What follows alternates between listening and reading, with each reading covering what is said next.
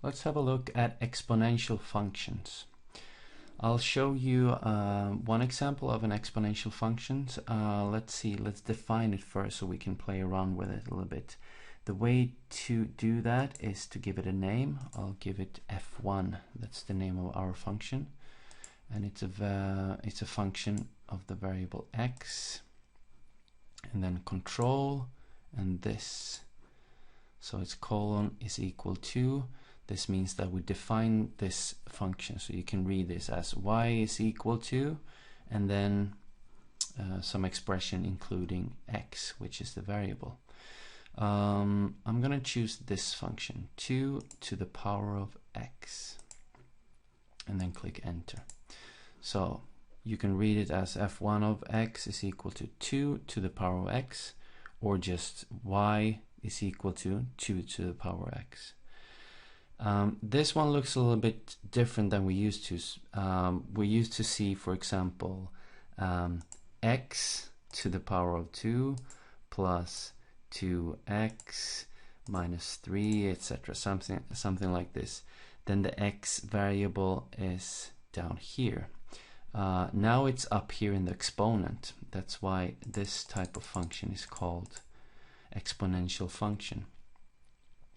The number down here is called the base, and the thing up here is called the exponent. So depending on the value of x, we get different y value for this function. So we can just play around with it a little bit. So f1 of, and let's say that x is 0. Then of course the y value is 1, because 2 to the power of 0 is going to be 1. And f1 of 1 is going to be 2, because 2 to the power of 1, x is 1, is going to be 2.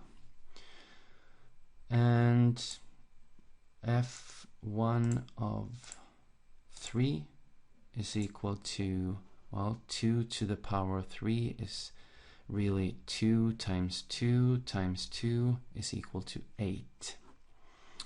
And we can just get the different y values for the different x values. So f1 of 7 is equal to 2 to the power of 7, which is 128.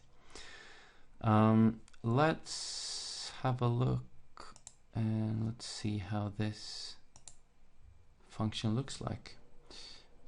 2 to the power of x. It looks something like this. If we zoom in, we're gonna see that, let's zoom in. Menu, zoom in. Let's see. It will never touch the x-axis. So we will always have a positive y value.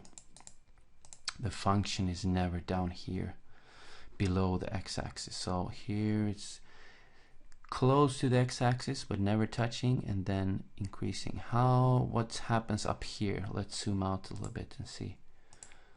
So it's increasing quite fast, okay? And that's one of the typical things of an exponential function, that is increasing very fast. Let's have a look at another function. I would like to have a look at this.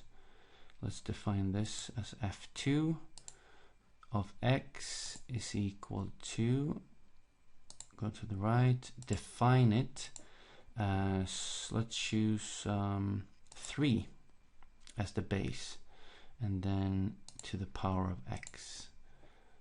Enter. Now it's done. Let's see. So of course f2 of 0 is going to be 1. Doesn't matter what number we have here in the base. Anything to the power of 0 will always be 1. and of course f2 of x,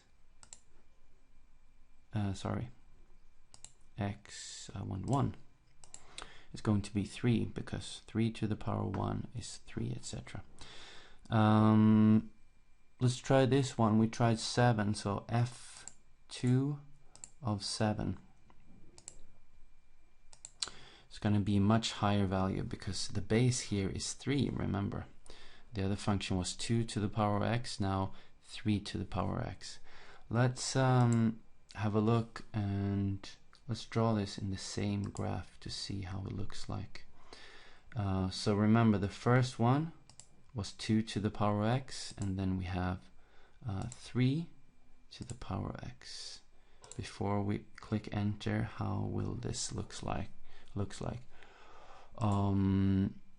Okay, so let's zoom in a little bit so we can see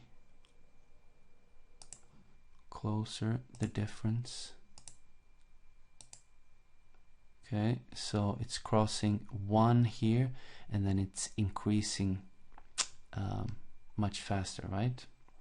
Escape to go out. We can move this out of the way. So we can see the basic difference between these two functions. Let's see, let's go up here. Okay.